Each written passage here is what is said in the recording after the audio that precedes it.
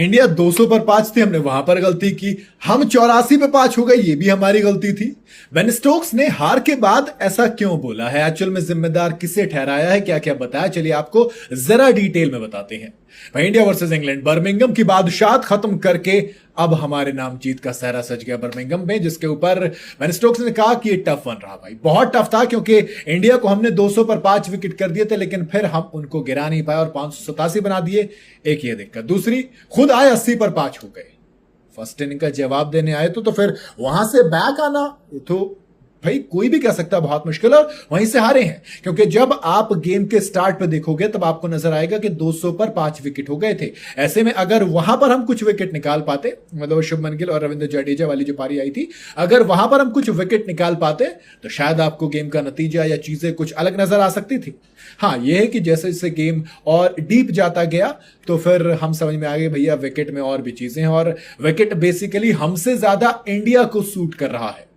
Being 80 for 5 है ना, 80 पे 5। आप इंडिया 587 रन बनाते हैं और आप 80 पे 5 विकेट गिर जाते हैं, तो वहां से तो ऑब्वियसली ये टफ होने ही वाला था, और चीज हुई भी।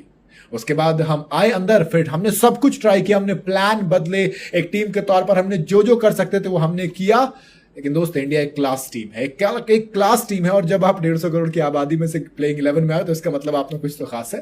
खैर, इसीलिए उन्होंने कहा कि ये हमेशा से एक इतने वर्ल्ड क्लास परफॉर्मेंस वाली टीम को हराना, टक्कर देना आसान कभी नहीं होने वाला। मजेदार रहा, क्योंकि परफॉर्मेंस बहुत क्लासिक है। शुभमन गिल की बात करोगे, वो तो अनबिलीवेबल रहा पूरे गेम में बैट के अंदर।